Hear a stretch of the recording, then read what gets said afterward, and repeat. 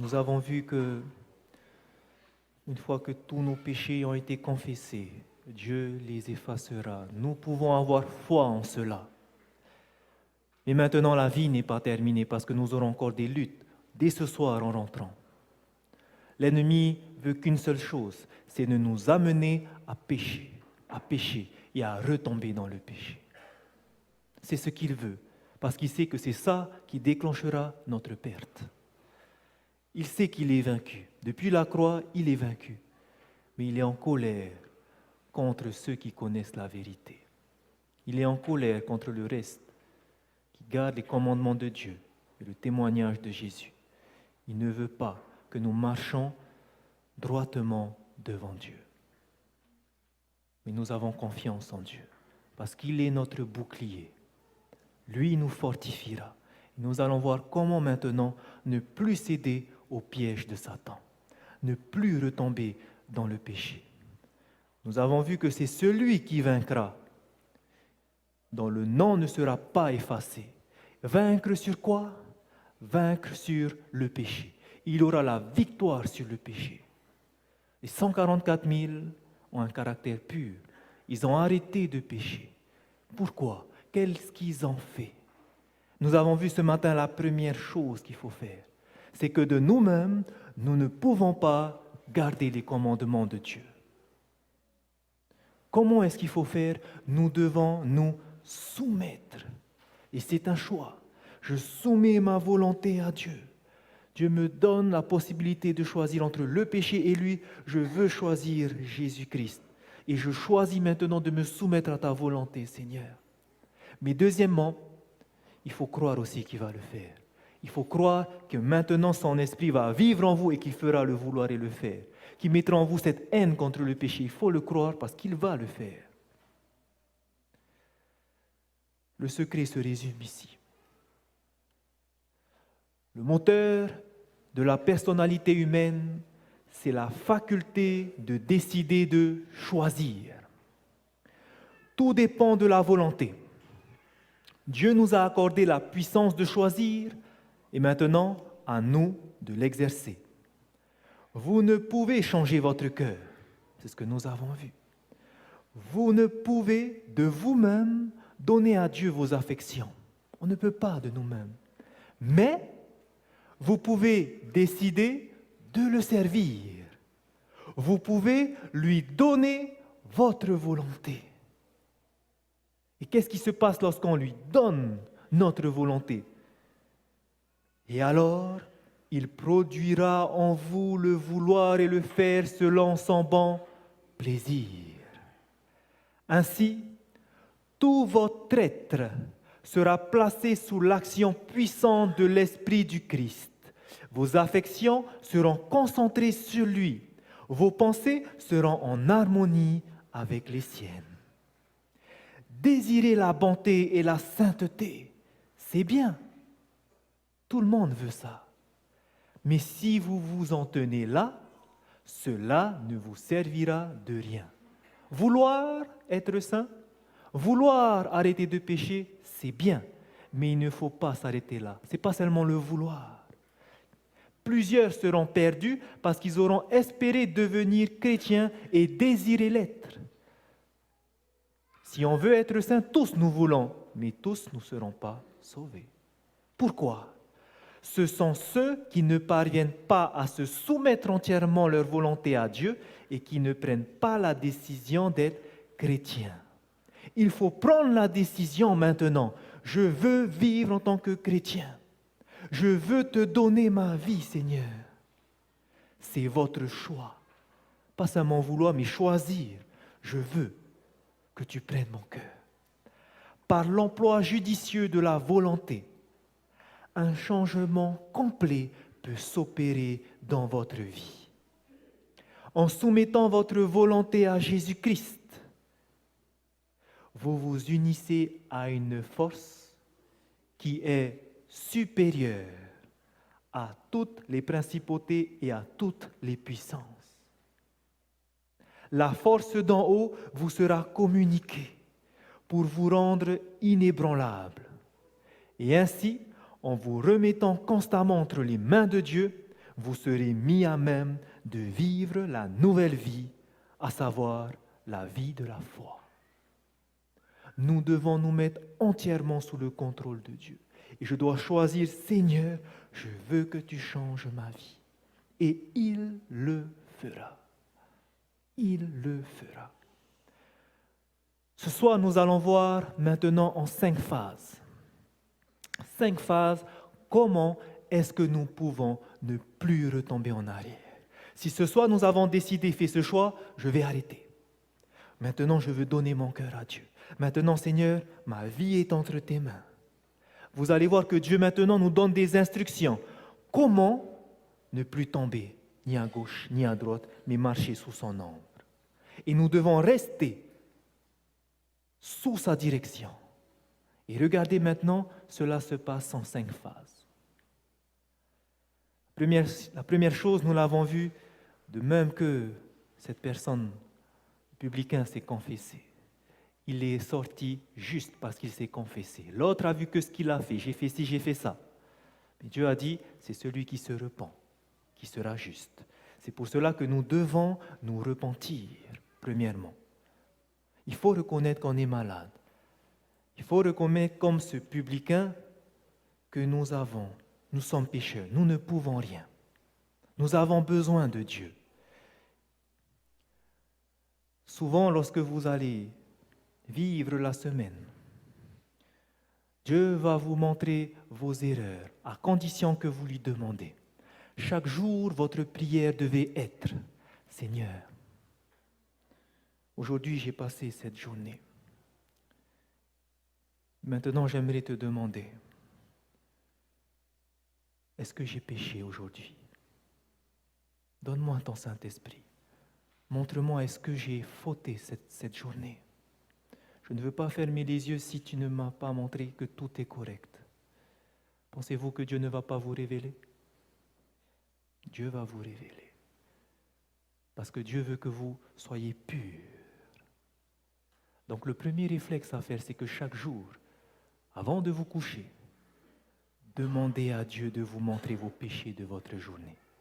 Parfois, vous n'avez pas besoin d'attendre le soir, parce que vous voyez là même que vous avez fait une erreur, et là même, demandez à Dieu, Seigneur, j'ai fauté. Je te demande, change mon cœur. Pardonne-moi, je ne veux plus recommencer. Dès que vous voyez que vous êtes sur la mauvaise voie, demandez à Dieu de revenir, de vous ramener. Constamment. Constamment. C'est une démarche qu'il faut faire tous les jours. Et petit à petit, vous n'aurez même plus besoin de le faire, vous verrez. Ça sera fini. Mais il faut commencer comme ça. Parce que ce n'est pas du jour au lendemain que vous allez arrêter. Mais attention, ne tardez pas. Cela ne veut pas dire qu'on va essayer encore ce soir, aller annexer par an. Non, ça va commencer ce soir. Et maintenant, vous allez choisir de ne plus retomber. Mais il se peut qu'un jour, vous flanchiez. Et là, maintenant, tout de suite après, pardon, Seigneur. Il se peut que dans la journée, vous n'avez pas fait attention. Vous n'avez pas vu et vous avez offensé Dieu. Mais Dieu va vous montrer. J'aimerais juste faire un témoignage pour vous dire comment Dieu vous parle. Depuis que je connais cette vérité, que je connais le jugement investigatif, je sais comment le jugement fonctionne, je sais que je dois toujours me soumettre à Dieu. Et voilà que dans mon métier, en tant que professeur, j'enseigne dans un collège qui est très difficile, qui est le collège Henri Hiro. C'est ma 5e année que je suis là-bas et je rends gloire à Dieu car il permet que je puisse briller dans ce collège qui n'est pas un collège facile. Beaucoup de professeurs viennent me voir en me demandant « mais on ne sait pas comment tu fais ». À chaque fois qu'on passe devant ta salle, on dirait qu'il y a un culte qui se fait. Parce que c'est difficile ces élèves. Mais le secret, c'est Dieu. Je ne commence pas une journée sans passer du temps avec lui, sans demander à Dieu, Seigneur, les élèves vont rentrer, tu connais leur situation, tu sais que les démons entourent leur foyer, tu sais qu'ils sont dans les prises du diable. Maintenant, je te prie que tes anges campent autour d'eux. Quand ils entrent dans la salle, on met un système pour qu'ils soient bien dans leur tête. Respect mutuel. Et donc, tout se passe bien. Et constamment, ce sont mes prières. Constamment, je ne peux pas commencer un cours sans avoir prié mon Dieu pour qu'il m'assiste dans la séance. Parce que je sais que l'ennemi va tout faire pour que je puisse dire quelque chose qu'il ne faut pas. Et je tiens gloire à Dieu parce que depuis ces 5 ans, il a tenu ma langue.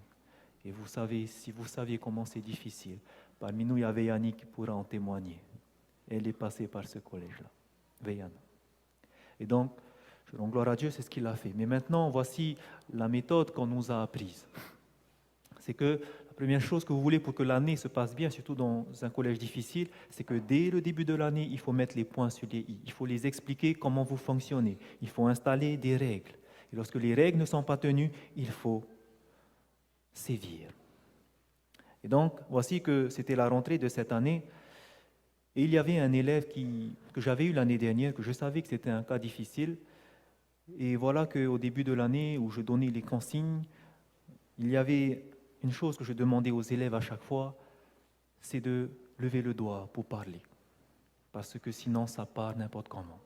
Et donc voilà que pendant que je donnais ces consignes, il y avait cet élève, il s'appelle Timothée, qui faisait que de parler. Et donc je m'arrête, Timothée voit que je dérange, je dis Timothée, je te demande d'arrêter de parler s'il te plaît. Pardon monsieur. Voilà, je continue à parler. Que fait Timothée? Il se retourne, il continue à parler. Deuxième fois, je m'arrête. Timothée, s'il te plaît, tu arrêtes de parler. Et voilà que je continuais et une troisième fois, il commençait à se retourner. Et là, le réflexe que j'ai eu, c'est de taper sur la table pour le surprendre. Je tape sur la table. Bam! Timothée a eu peur, il se retourne. Et là, il n'a plus rien dit jusqu'à la fin. Je n'ai pas élevé la voix, juste tapé. Ça l'a surpris, et là, jusqu'à la fin, il n'a plus rien dit. C'est comme ça que je fonctionnais. Et pour moi, c'était logique qu'il fallait le faire, parce que dès le début de l'année, il faut mettre à carreau les choses. Si je ne mettais pas les choses maintenant en carreau, ça va me retomber dessus pour la suite. Donc, c'est ce que j'ai fait. Et voici que ce même jour, j'ai rencontré une fille à la récréation qui était une ancienne élève que j'avais. Et voilà qu'elle me fait « Eh, monsieur, hâtez à cette madame, la prof d'anglais. Pourquoi? Monsieur, on a le droit d'insulter des élèves, on a le droit de dire des gros mots sur des élèves, on a le droit de jeter une chaise sur un élève. » J'ai dit « Non, pourquoi tu dis ça? » Ben, madame, la prof d'anglais, elle m'a insulté, elle a jeté la chaise sur moi. J'ai dit, peut-être parce que tu as fait quelque chose avant. Non, j'ai juste dit, je ne sais plus quoi, et après, elle s'est fâchée contre moi. J'ai dit, écoute, il faut que tu ailles discuter avec elle. Hein. Peut-être qu'il y a quelque chose qui ne s'est pas bien passé, mais il faut que tu ailles la voir. J'ai dit, ouais, de toute façon, elle est méchante, cette madame. Bref. Donc, voici la journée qui était terminée, je rentre à la maison. Et ce soir-là, comme à mon habitude, avant de fermer les yeux, je demande à Dieu, Seigneur, aujourd'hui j'ai passé cette journée, je te remercie. Et maintenant, je te demande, avant de te demander toute chose, parce que je sais que c'est le péché qui met une séparation entre toi et moi, je te demande, Seigneur, révèle-moi, est-ce que j'ai péché devant toi? Et voilà que j'attends une réponse. Quand vous demandez cette prière, ne continuez pas, attendez que Dieu vous parle, c'est le Saint-Esprit qui vous convainc. Attendez une réponse avant de continuer votre prière. Et donc j'attends. Rien ne se passe. Ok, merci Seigneur. Je te rends gloire car maintenant je suis rassuré qu'il n'y a rien entre toi et moi et que maintenant je suis en sécurité. Puisses-tu veiller sur ma famille, que tes anges campent autour de nous. Maintenant nous savons que nous sommes en sécurité. Je termine ma prière et on s'endort. Voilà que cette nuit-là, pour la première fois, je ne me sens pas bien. Dans mon rêve, j'ai l'impression que je suis en train de voler et je n'arrive plus à redescendre sur terre. Et là, tout de suite, ma pensée, je dis, est-ce que ça vient de Dieu ou est-ce que ça vient de l'ennemi dans mon sommeil? Et tout de suite, je vois, non, ça, c'est pas Dieu. Dieu ne fait pas les choses comme ça. Et j'ai pensé à Jésus-Christ qu'on a emmené sur une montagne, sur le haut d'un temple, hein, pour qu'il puisse se jeter. Et là, j'ai pensé à ça, je dis, mince, ça, c'est l'ennemi. Je me suis réveillé en sursaut, j'ai dit, Seigneur, pourquoi ça? J'ai eu peur. Ça vient de l'ennemi. Qu'est-ce qui se passe, Seigneur? Je me mets à genoux. Je demande à Dieu, Seigneur, il y a quelque chose qui ne va pas. Là, il y a l'ennemi qui me veut quelque chose, ça ne vient pas de toi. Je te prie, montre-moi, qu'est-ce qu'il y a? Pourquoi le démon a pris sur moi? Pourquoi ça ne va pas? C'est qu'il y a quelque chose que j'ai fait qui n'est pas bon. Il ne peut pas avoir pris sur moi quand je suis en toi. Et là, il se passe quelque chose, je te supplie, montre-moi. Et tout d'un coup, vous savez qu'est-ce qui m'est venu à la tête? la fille qui avait été insultée et dont la chaise a été jetée dessus. Lorsque j'ai vu ça, j'ai dit merci papa. Peut-être que moi, je n'ai pas insulté l'élève Timothée. Peut-être que moi, je n'ai pas jeté une chaise sur lui. Mais ce que j'ai fait devant la classe, je l'ai humilié. Et Dieu m'a montré ça. J'ai dit Seigneur, pardon, pardon. J'ai pleuré ce soir-là. Qu'est-ce que j'ai fait? J'ai sali ton image. Le lendemain, j'ai lu l'esprit de prophétie qui me montrait que oui, nous devons nous maîtriser en tant qu'enseignants parce que nous montrons l'exemple. Et ça, c'était un manque de maîtrise de soi. Non seulement j'ai manqué de me maîtriser, mais deuxièmement, j'ai humilié cet élève devant ses camarades. Et ce soir même, j'ai dit à Dieu, Seigneur, demain, j'irai demander pardon à cet élève et à la classe entière. C'est ce qui s'est passé le lendemain. La classe est arrivée. Et ce que j'ai fait, alors que tout le monde est rentré, j'ai demandé, Timothée, s'il te plaît, tu peux te mettre de côté. Tout le monde est entré en classe, je me suis mis avec Timothée. J'ai dit, Timothée, voilà, hier, monsieur ne s'est pas maîtrisé, j'ai tapé sur la table. Je reconnais que ça t'a blessé devant tes camarades. Et monsieur te demande pardon. Et monsieur, tu n'as pas à me demander pardon, c'est normal. J'ai dit, non, je te demande pardon. Ok, monsieur. Il est rentré dans sa salle. Et pareil, après, devant la classe, après que les élèves se sont assis, que l'appel soit fait, première chose que j'ai fait, j'ai pris un moment devant les élèves. J'ai dit, voilà, hier, vous avez vu ce qui s'est passé, monsieur a tapé sur la table. Beaucoup ont été surpris. Mais vous savez, ça, c'est une erreur de ma part. Et personne n'a compris. Si j'ai manqué de me maîtriser, j'ai tapé sur la table et ce n'est pas bon. Et je vous demande pardon, je ne vais plus recommencer. Et les élèves étaient surpris de ça. Je peux vous dire maintenant que cette classe-là, ça fonctionne extrêmement bien. Dieu est glorifié dans cette classe. Et je veux que chaque moment de ma vie, je puisse être un instrument entre ses mains, mais je sais que le péché m'empêchera de faire ça. C'est pour ça qu'en tout temps, je demande à Dieu, Seigneur, parle-moi, est-ce qu'il y a quelque chose, s'il te plaît? Je veux vivre pour toi. Et donc, c'est le réflexe qu'on doit avoir, nous, chaque jour, que nous soyons avec notre famille, que nous soyons avec nos amis, au travail. Faisons cela, c'est important. La meilleure des choses, vous savez aussi, c'est quoi? Demander à son compagnon, demander à son épouse, demander à son époux. Chérie, est-ce qu'aujourd'hui j'ai été un bon époux? Chérie, est-ce que j'ai été gentil avec toi? Chérie, est-ce que j'ai été un bon père de foyer?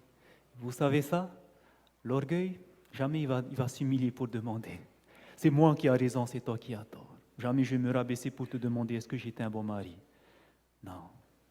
Vous savez qui vous connaît le mieux? Votre femme, votre mari. Lui connaît tous vos défauts. À l'église, personne ne vous connaît. Et votre femme, votre mari sait comment vous êtes à la maison. Vos enfants savent comment vous êtes à la maison. Et moi, parce que j'aime mon Dieu, je veux connaître mes moindres défauts. Et à qui je demande? Ma femme. Et vous pouvez lui demander. Je demande à ma femme chérie, est-ce qu'il y a des choses qui ne vont pas? Dis-moi, s'il te plaît. Et parfois, elle me dit, mais t'es fiou avec tes questions. Hein? Et elle ne voit pas pourquoi je fais ça. Maintenant, elle comprend hein, depuis. Mais voilà, elle sait que j'ai besoin d'être en paix avec Dieu et elle sait que souvent, je lui demande la question. Et dernièrement, comme je vous ai dit, lorsque le péché vous est révélé, il faut le confesser. Hein? C'est-à-dire, il faut dire à Dieu, comme vous avez fait aujourd'hui, Seigneur, pardon pour ce que je viens de faire. Et à ce moment-là, vous pouvez être sûr que vos péchés seront confessés. Vous avez demandé à ceux que vous avez offensés, vous avez demandé pardon à tout le monde, Dieu confessera vos péchés. Deuxième phase.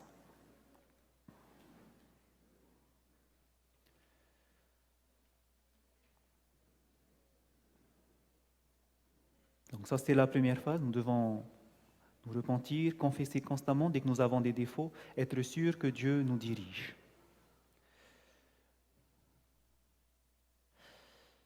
Donc comme nous avons vu aussi, pour être sûr que ce soit pardonné, il faut que je sois en paix avec tout le monde. Hein?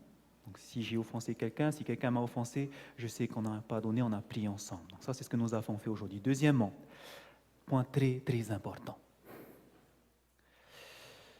Voici ce que l'esprit de prophétie nous dit dans Conseil pour l'Église. Chacun doit protéger ses sens.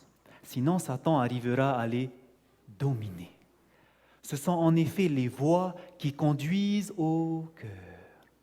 Si vous voulez rester maître de votre esprit et empêcher les pensées vaines et perverses de souiller votre âme, vous devez monter bonne garde sur vos yeux, vos oreilles, vos dents. Seul le pouvoir de la grâce peut accomplir cette œuvre indispensable. Qu'est-ce que nous devons faire maintenant? Nous devons protéger nos sens, nos 5 sens. Ce que nous regardons, ce que nous écoutons, nous entendons, ce que nous mangeons. Parce que c'est au travers de ces sens-là que l'ennemi va souiller notre âme. Et est-ce que cela, c'est moi qui vais le faire? Seul le pouvoir de la grâce peut accomplir cela. C'est pour cela que nous devons demander à Dieu, Seigneur, je veux te donner mon cœur. Je veux que tu prennes mes yeux. Je veux que tu prennes mes oreilles. Consacre chaque partie de mon corps. Je veux vivre pour toi. Maintenant, vous avez un choix à faire. Parce que Satan, qu'est-ce qu'il va faire? Il va se révéler devant vous au travers d'une jolie femme. Et ça, Dieu le permet. Dieu le permet. Mais il nous faut protéger nos sens. Premièrement, voici comment est-ce qu'on protège nos sens. Tout ce que nous regardons, nous écoutons, c'est-à-dire les jeux, sur Internet.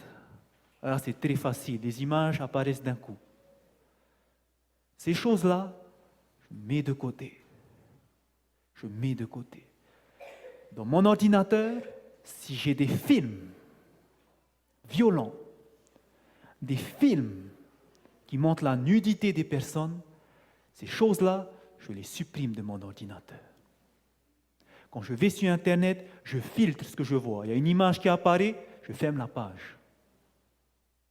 Je filtre ce qui vient dans mes yeux. Je dois purifier. À l'intérieur, rien qui n'est pas bon.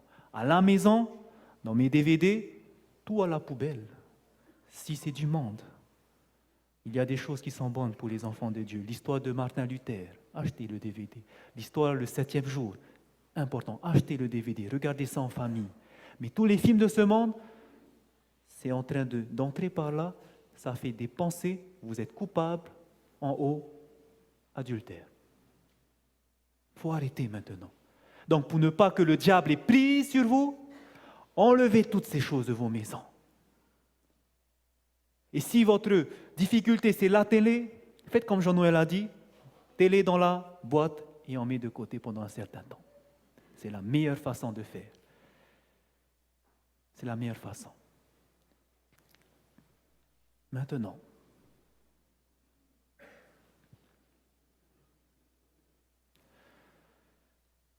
lorsque vous enlevez ces choses-là, je vous le dis, faites-le. Faites-le pourquoi?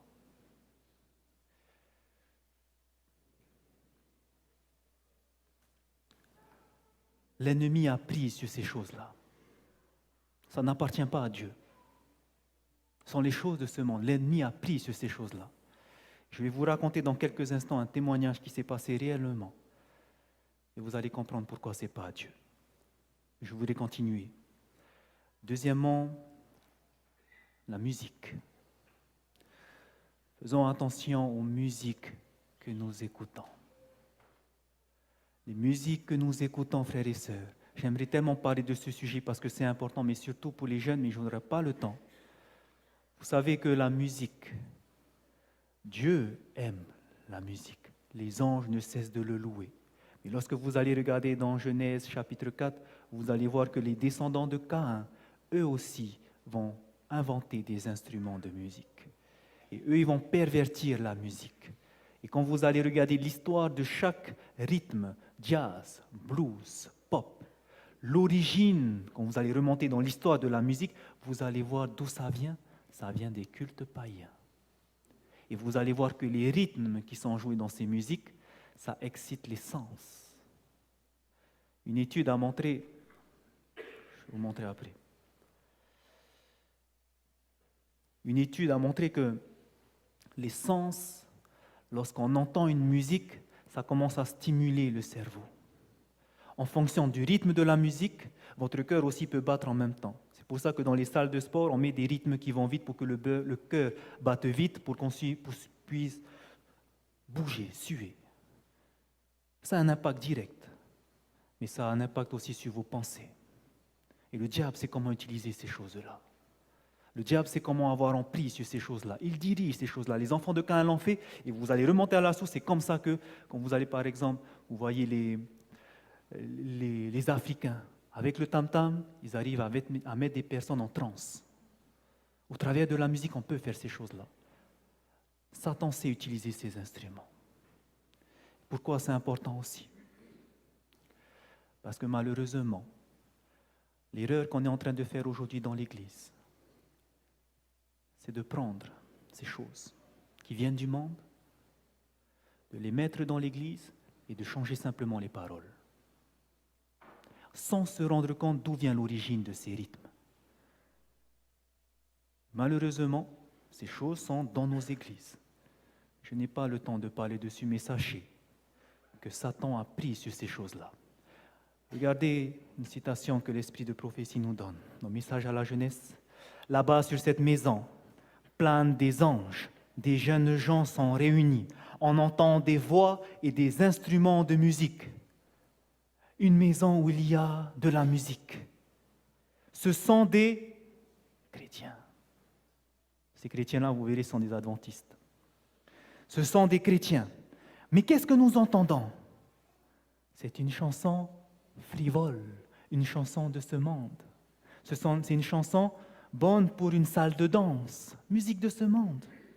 Et voici maintenant que les anges retirent leur lumière. Les anges ne peuvent pas rester dans une maison où il y a musique de ce monde, frères et sœurs. C'est important. Ils se retirent, laissant dans l'obscurité ceux qui se trouvent dans la maison. Les anges s'éloignent attristés. Ils pleurent. C'est un tableau qui s'est présenté à moi bien des fois parmi qui? Parmi les observateurs du sabbat. Les musiques de ce monde, frères et sœurs, font que les anges ne peuvent pas rester dans votre foyer, ils sortent de là. Parce que ce sont des choses qui appartiennent à l'ennemi. C'est pour cela que même nos musiques de ce monde, même si c'est des musiques douces, ce n'est pas à Dieu, ça appartient au monde. Et ça aussi, ça va à la poubelle. Je vais vous montrer un témoignage de cet homme, Hudson Pierre. Est-ce que parmi vous, il y en a qui le connaissent? C'est un pianiste professionnel, c'est un membre de notre église adventiste. Et voici que ce pianiste, maintenant, joue entièrement que pour le Seigneur. Il s'est consacré entièrement à Dieu depuis que Dieu a guéri sa maman. Il a fait une alliance avec Dieu en disant, maintenant, Seigneur, que j'ai vu que tu as le pouvoir de guérir ma maman, que tu lui as redonné la vie, mes doigts maintenant sont à ton service. Et chaque musique qu'il joue, ce sont des musiques seulement pour louer le Seigneur. À aucun moment il va jouer des morceaux de ce monde. Toutes choses qu'il joue, c'est des musiques pour Dieu. Et dans son témoignage, il dira ceci. Un jour, ils avaient fait un concert. Le concert qu'ils avaient fait, donc, ils avaient organisé, mis une grande pancarte devant leur église, et ils devaient aller visiter les personnes et les invités. Ils vont dans la rue de l'autre côté de l'église. Et là, ils voient une femme. Cette femme était bizarre pour lui. Et il va l'adresser la parole, il va dire, « Chère madame, voilà nous organisons, et ainsi de suite. » Et d'un coup, la femme, « Mais qu'est-ce que tu as? Pourquoi tu me parles comme ça? On ne parle pas comme ça aux inconnus. » Et tout de suite, il a compris qu'il y a quelque chose qui n'est pas normal avec cette femme. Et finalement, dans la discussion, il va la convaincre de venir. Et finalement, elle va venir à l'église. Et voilà que ce jour-là, la femme n'était pas bien. Et tout d'un coup, il discutait avec cette femme, mais qu'est-ce qui ne va pas? Elle était dérangée. Et tout d'un coup, il se rend compte qu'elle commence à pousser des cris. Et voilà qu'il va se rendre compte qu'en fait, cette femme connaît des gens. Et elle va dire à Pierre Hudson, ces personnes-là, je les connais. Ah bon? Oui, regarde. La personne va venir devant lui, je sais ce que tu as fait. Et lorsqu'elle va dire ça, la personne va courir, elle va tomber par terre, elle aura peur, elle va sortir de l'église. Et après, elle va dire, mais qu'est-ce qui se passe? Tu ne sais pas qui je suis. Je suis possédé par des démons. Et celui qui me possède, le chef de ces démons qui me possèdent, c'est le chef des démons qui se trouvent dans toute la ville, dans tout le pays. Il va dire une région, je ne sais plus laquelle. Et je connais les péchés. Ici, il n'y a que des hypocrites. Il va devant la personne, il va dire, je sais ce que tu as fait, il a peur, il s'en va. Et voilà maintenant. Un jour, ce soir-là, il l'a ramené à la maison. Et dans la voiture, la femme dit, je te déteste. Je te déteste toi, Pierre Hudson. Il va dire, mais pourquoi? Qu'est-ce que j'ai fait? Je te déteste toi, parce que tu joues que des musiques pour Dieu. Elle va dire, mais pourquoi? Parce que notre plan à nous, c'est que dans l'église, on ne joue que des musiques de ce monde. Et ça fonctionne partout. Mais avec toi, on n'arrive pas. Et on est en colère contre toi. Est-ce que vous comprenez maintenant le plan de l'ennemi? Parce que la musique, ça excite là. L'adoration n'est plus tournée vers Dieu, mais vers les choses de ce monde. Ça excite nos passions inférieures. Et donc, non seulement ça, elle va lui dire un secret. Et ce secret-là, je l'ai retenu jusqu'à maintenant parce que c'est biblique. Voici ce que le démon va lui dire. Et en plus, vous n'arriverez jamais à être sauvés. Pourquoi tu dis ça? Parce que si vous voulez être sauvés, vous devez vivre la même vie que Jésus a vécue et vous ne le faites pas, vous êtes perdus. Qu'est-ce que vous devez faire pour être sauvés? Vivre la vie que Jésus a vécue sur cette terre. C'est un témoignage qui est puissant. Même s'ils sont des démons, mais les démons, ils sont en guerre présentement contre les anges. Ils savent ce qui se passe. Et de la bouche d'un démon, on nous dit que la première chose qu'ils veulent faire, c'est d'entrer par la musique. Et deuxièmement, ils vont tout faire pour qu'on ne vive pas la vie de Jésus-Christ. Voici cet autre homme, une personne que j'admire beaucoup. Je loue Dieu pour son ministère. Il s'appelle David Gates. Il a créé un ministère de soutien qui est Gospel Ministries International. Et lui, ce qu'il fait, il évangélise au travers du service médical. C'est un pilote missionnaire, mais en même temps, il ouvre des chaînes radio un peu partout dans le monde. Et en Amérique du Sud, en Amérique centrale, il a ouvert énormément de chaînes de télévision, mais aussi de radio. Et ces chaînes-là ont fait un grand succès.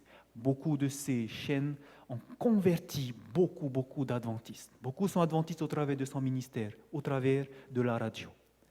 Mais vous savez, sur sa radio, ce ne sont que des musiques. Et le soir, il met des émissions de Doug Batchelor, ainsi de suite, sur les prophéties, tout ça. Mais c'est que sur la musique. Mais voici un témoignage important qu'il a fait à l'église. Voici ce qu'il dit. Un jour, il a rencontré, dans le train qu'il prenait pour aller au Pérou, un sorcier qui était à côté de lui. Il ne savait pas que c'était un sorcier. Donc le monsieur s'assoit à côté de lui et ils sont en train de discuter. Il entame la discussion. « Bonjour monsieur, qu'est-ce que vous faites dans la vie ?» Donc c'est le sorcier qui a demandé à David Gates, « Je travaille pour Dieu. » « Ah bon? Et vous, qu'est-ce que vous faites dans la vie? »« Moi, je suis un sorcier. » « Et ça consiste en quoi votre travail? »« Moi, je jette des sorts aux personnes. » « Ah. Moi, je jette des personnes viennent me voir, ils me disent, je veux cette femme. Et le sorcier jette un sort et la femme est à lui. Et il lui paye. Et il va dire à David Gates, et toi aussi, ta femme, je peux la séparer de toi. Et David Gates lui dit, non, tu ne peux pas. Le sorcier dit, si je peux. David Gates, non, tu ne peux pas. Si je peux. Non, tu ne peux pas. Ah ouais, pourquoi tu ne peux pas alors? Et voilà le sorcier qui va lui dire, je vais te prouver que je peux faire ça à ta femme. Voici une question. Est-ce que toi et ta femme, vous écoutez les musiques de ce monde? David Gates dit non. Est-ce que toi et ta femme, vous regardez la télé, les films de ce monde? David Gates dit non, je ne le fais pas.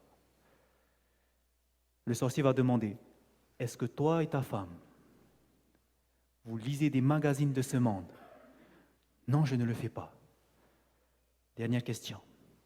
Est-ce que toi et ta femme, il y a des péchés que vous n'avez pas confessés? Non, nous avons tout confessé. Ok, je ne peux rien faire, tu as raison.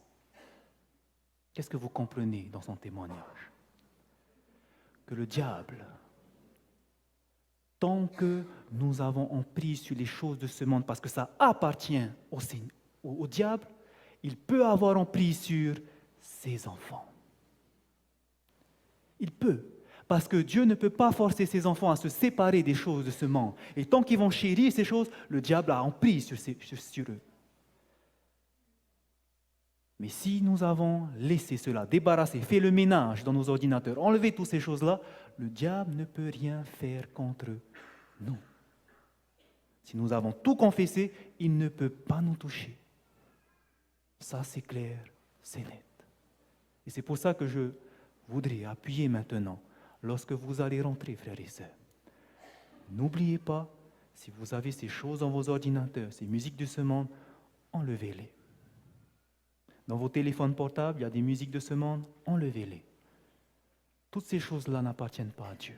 Supprimez de vos ordinateurs. S'il y a une télé qui ne va pas, laissez. Si vous avez des statues, toutes ces choses-là, ça appartient aux démons, enlevez ces choses-là. C'est comme ça que les démons entrent dans nos foyers. Maintenant, j'aimerais vous laisser ce témoignage. L'année dernière, nous étions à Réatea. Et le même message a été donné à l'église de Réatea suite à une semaine de réveil. Il fallait terminer par ce message parce qu'il fallait que les gens comprennent qu'il ne faut plus retomber en arrière. Et donc, ce qu'il fallait faire, c'était se purifier constamment et arrêter d'avoir ça dans nos ordinateurs. Et voilà que les membres ont pris au sérieux cela. Et le soir où ils sont rentrés, ils ont fait le nettoyage. Le lendemain, ils avaient une réunion de prière pour les femmes. Parce que chaque dimanche matin, ils se réunissaient et ils avaient ce moment de prière entre elles. Et voilà ce qui s'est passé. Ce matin-là, les femmes qui se sont réunies avaient tous le même témoignage. Toutes ces femmes, lorsqu'ils sont rentrés à la maison, ils ont nettoyé leur maison. Mais ce qui s'est passé, c'est qu'ils ont tous entendu du bruit dans leur maison. Des chaises qui se déplaçaient, des fenêtres qui s'ouvraient. Tous. Pourquoi ? Parce que l'ennemi était en colère contre eux. Après qu'ils aient fait le ménage, l'ennemi n'était pas content et il s'est fait savoir en faisant ces manifestations. Ne prenez pas à la légère ces choses-là, c'est vrai. Et 4 femmes qui étaient présentes, tous le même témoignage. Tous. Parce qu'ils ont fait ce choix de se débarrasser, l'ennemi est en colère. Ça, c'est véridique. Je l'ai vécu aussi. C'est pour cela, ne prenez pas au sérieux, ne prenez pas à la légère les avertissements du Seigneur. Ces choses, on ne voit pas, mais c'est réel. Jésus était réel, Satan est réel, les démons sont réels. Prenez pas à la légère. Ces choses-là appartiennent aux démons. Vous voulez arrêter de pécher? Protégez vos sens. Débarrassez votre maison de ces choses-là, parce que le diable, les démons, ont prise sur ces choses-là. Tant que vous aurez dans vos maisons ces choses-là, n'espérez pas la protection des anges. Ils ne pourront pas. Ne pourront pas. Dieu ne force personne. C'est notre choix. Enlevez ces idoles. C'est important. Nous avons vu aussi, et ça, je voudrais vous montrer cette citation, parce que ça sera le Noir dit que c'est l'auxiliaire pour avoir la victoire sur le péché. Non seulement il faut se purifier de ces choses, ces films, nos musiques, toutes ces choses-là, retirer, mais autre chose qu'elle nous dit, et ça c'est vraiment puissant. Nous avons vu que ce que nous mangeons aussi, nous devons faire attention, protéger ce sens-là. Pourquoi ? La puissance de l'appétit causera la perte de milliers d'hommes, alors que s'ils avaient eu la victoire à cet égard, ils auraient eu la force morale de triompher de toutes les autres tentations. Ça veut dire quoi ? Si vous arrivez à faire attention à ce que vous allez mettre dans votre bouche, à contrôler votre appétit parce que vous avez demandé à Dieu, Seigneur, aide-moi à ne pas trop manger.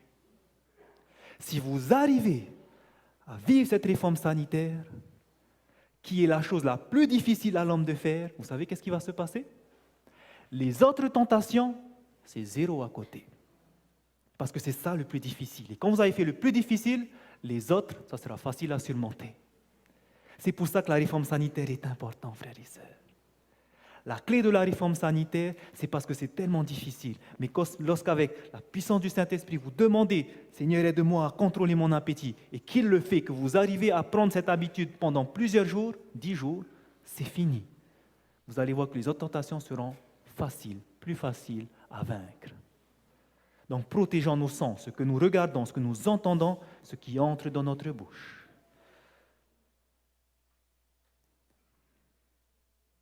Je vais passer parce qu'il est tard. J'aurais voulu vous faire écouter ce que c'est qu'une musique du ciel, mais nous n'allons pas le faire parce qu'il est tard. Je vais directement passer à la troisième partie.